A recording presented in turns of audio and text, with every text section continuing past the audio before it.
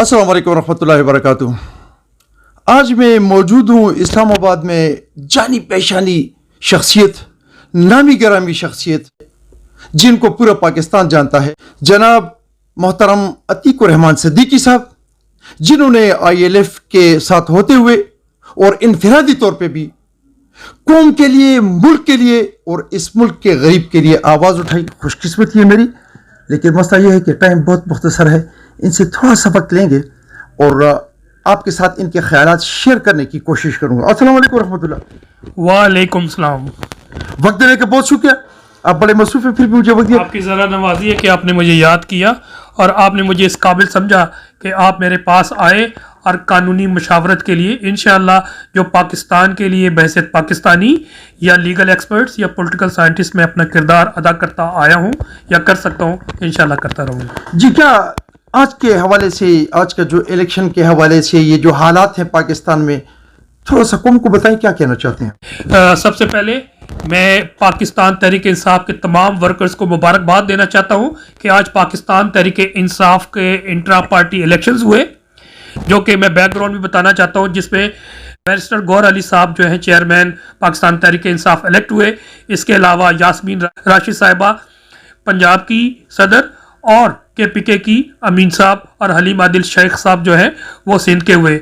इसी तरह बलूचिस्तान के भी इलेक्ट हो गए हैं इस वक्त पाकिस्तान तहरीक इंसाफ के सदर। ये तो बैकग्राउंड, जैसा कि आपको पता है कि पाकिस्तान तहरीक इंसाफ ने 2022 जून में इलेक्शन करवाया था और इंट्रा पार्टी तमाम in accordance with law election act 2017 या इलेक्शन रूल्स 2017 तमाम डॉक्यूमेंट्स में जमा करवाए थे। और ये भी तमाम आप लोगों को पता है इस वक्त इलेक्शन कमीशन ऑफ पाकिस्तान में 175 पार्टीज रजिस्टर्ड है और ये लोग अपनी फॉर्मेलिटी पूरी इस तरह करते हैं कि नॉन इलेक्टेड जो मेंबर्स होते हैं उनको बिला मुकाबला कहते हैं कि इलेक्ट हो गए और अपनी एक फहरिस्त फॉर्मेलिटी पूरी करने के लिए जमा करवा देते हैं।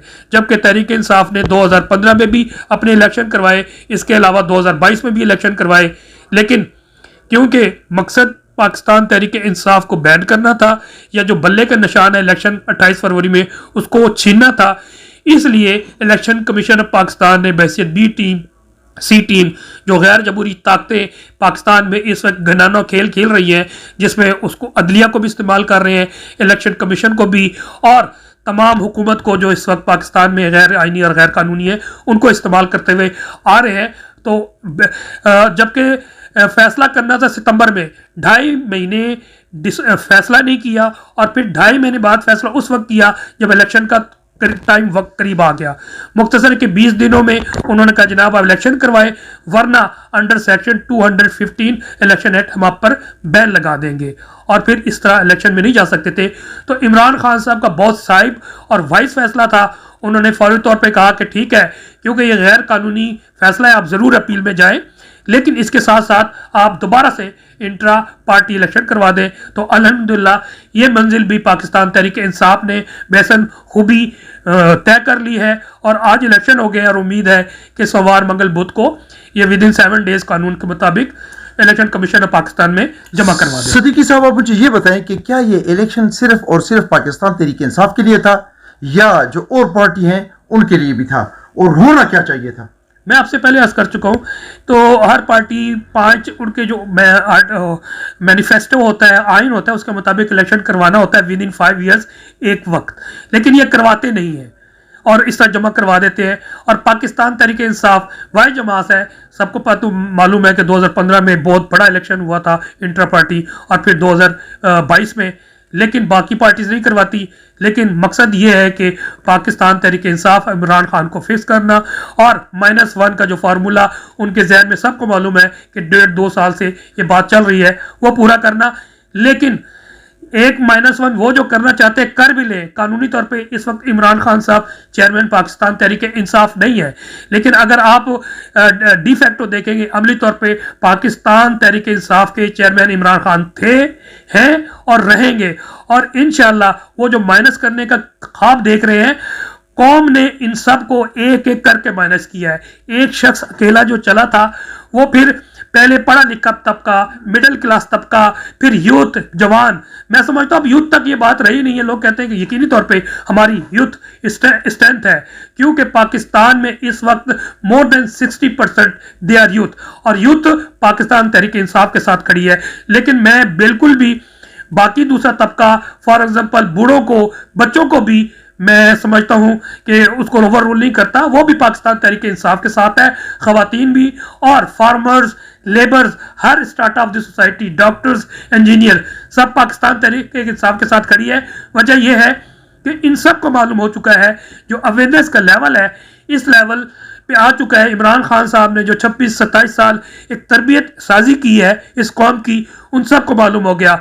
और फिर सोशल मीडिया का दौर है, इसकी वजह से देखें हम बैठे हैं, हमें पाकिस्तान तहरीक इंसाफ को या पाकिस्तान वैसे शहरी को पीटीवी की ज़रूरत नहीं रही, इलेक्ट्रॉनिक मीडिया की ज़रूरत नहीं। अब हम खुद एक मीडिया है, हम इजहार कर सकते हैं। और यकीनी तौर पे हम क्योंकि पढ़े लिखा तबका है तो हमारा किरदार ज़्यादा इंपॉर्टेंट है कि हम अवेयरनेस दे सकें सोसाइटी में।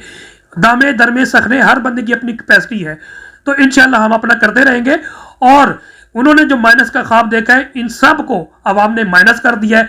जितने भी आप पोल देख लें, चाहे वो इस वक्त नजायज हुकूमत अपनी करवा रही है, या सरकारी लीग जिसे नून लीग आप कह सकते हैं वो करवा रही है, या जरदारी टोला करवा रहा है, ये सब में ये वाज़े तौर पे है कि 2/3 नहीं 3/4 मेजॉरिटी या पॉपुलैरिटी ये पाकिस्तान तहरीक इंसाफ की है। ये जितना मैन्यूवर कर ले, प्री पोल रिगिंग के जितने भी ये स्टेप्स जो आपके सामने नजर आ रहा है कि लेवल प्लेइंग नहीं दी जा रही, तो उससे या इलेक्शन डे में आप रिगिंग कर लें या इलेक्शन डे के बाद, ये कामयाब नहीं होंगे। अवाम ने इन सबको माइनस कर दिया है। इंशाल्लाह एक रिक्वेस्ट है अवाम के साथ कि इसे आप अपनी जंग समझ लें। आप जंग समझ के आइन और कानून के मुताबिक तब्दीली ला सकते हैं, वोट के जरिए तब्दीली ला सकते हैं। आपके पास 5 साल में एक मौका मिलता है, आप इन सब को आप डिस्कार्ड कर चुके हैं। आप हिम्मत ना हारें, या आपको जो है ना मायूस करने की कोशिश करेंगे, खौफ दिलाने की कोशिश करेंगे। ये जो बिकाऊ मीडिया इस वक्त आपको पता है, या खौफ के जरिए नहीं बोल रहा, या फिर इनको खरीद लिया गया है। लेकिन अल्हम्दुलिल्लाह मैं समझता हूँ दूसरी तरफ बेशुमार बाशऊर और बहादुर मीडिया के जर्नलिस्ट मौजूद हैं, जो यहाँ पर भी दामे दरमे सखने अपनी आवाज़ पाकिस्तान के लिए, पाकिस्तान तहरीक इंसाफ के लिए आवाज़ उठा रहे हैं। और जो बहुत लोग जो फ्रंट फुट पे करते हैं, आपको पता है बेशुमार पाकिस्तानी बाहर से जाके वो वीलॉग करते हैं, अवेयर कर रहे हैं। और मैं समझता हूँ उसमें बेशुमार लोग हैं, जिसमें हैदर मेहदी साहब भी हैं, राजा आदिल साहब भी हैं, फिर इसके अलावा साबिर शाकिर साहब भी हैं, सभी साहब भी हैं जो कि ऑस्ट्रेलिया से करते हैं। और इसमें सरे फहरिस्त डॉक्टर मोहित पीरजादा साहब हैं, इंतहाई आर्टिकुलेट स्कॉलर आदमी है, डॉक्टर ही है। तो मैं समझता हूँ पाकिस्तान के तमाम शहरियों को इनका वीलॉग, हर दिन एक वीलॉग आता है, ज़रूर देखें, उनको फॉलो करें। यकीनी तौर पे आपकी जो अवेयरनेस का लेवल है बढ़ जाएगा। इंशाल्लाह हम इन तमाम गैर आइनी ताकतों को, गैर जमहूरी ताकतों को, लूट मार पार्टियों को, करप्ट लोगों को, लिटोरों को, चोरों को हम और आप सारे मिलकर शिकस्त दे सकते हैं। इलेक्शन डे भी पहरा देना है, इलेक्शन से पहले अपनी तैयारी करनी है। तैयारी क्या करनी है? अगर आप एक हैं तो इर्द गिर्द जितने भी आपके दोस्त यार हैं उनको मेंटली तौर पे तैयार करें कि इलेक्शन डे में आपने सोना नहीं है। इलेक्शन डे मोस्टली छुट्टी होती है। अर्ली इन दी मॉर्निंग आप नमाज पढ़ें, नाश्ता करें, निकल जाएं, वोट कास्ट करें, और उसके बाद मोबिलाइज करके आप समझिए ये शाम तक नहीं, रात 12 बजे तक आपकी जंग है। आपने जितने अपने दोस्त, रिश्तेदार, तमाम लोगों को इकट्ठा करना है। इलेक्शन डे में आपने पोलिंग स्टेशन पे जाना है, वहां पर वोट कास्ट कराना है, और कोशिश करें पहरा दें, शाम तक पोलिंग बूथ पे, पोलिंग स्टेशन पर मौजूद रहें, अपनी एग्जिस्टेंस शो करें, प्रेजेंस शो करें। इंशाल्लाह पहरा देंगे तो ये जितनी गहरी है, आप 19 से ये 20 कर सकते हैं, 18 से 20 कर सकते हैं, 15 से भी 20 कर लेंगे। लेकिन मुकाबला अगर होगा 5 और 20 का तो ये हरगिज कामयाब नहीं होंगे। आपके वोट इंशाल्लाह पाकिस्तान के मुस्तकबिल का ज़ामन है, पाकिस्तान की खुशहाली का ज़ामन है।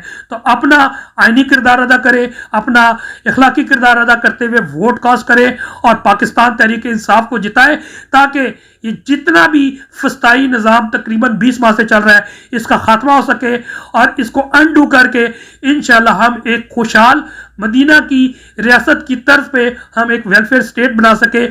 जिसमें अदालती निज़ाम हमारा फेयर और फ्री हो और तमाम इदारे अपने आइन और कानून के मुताबिक किरदार अदा कर सके, खुशहाली हो, सनत फ्लोरिश करे, ज़राअत फ्लोरिश करे, सर्विस सेक्टर फ्लोरिश करे, तालीम बेहतरी हो, ब्यूरोक्रेसी का निज़ाम बदला जाए, जुडिशल सिस्टम के साथ तमाम रिफॉर्म्स, इकोनॉमिक रिफॉर्म्स भी आने चाहिए, इसके साथ साथ पुलिस रिफॉर्म्स, डिफरेंट किस्म की ब्यूरोक्रेटिक रिफॉर्म्स, सोशल रिफॉर्म्स, तमाम रिफॉर्म्स हम कर सके।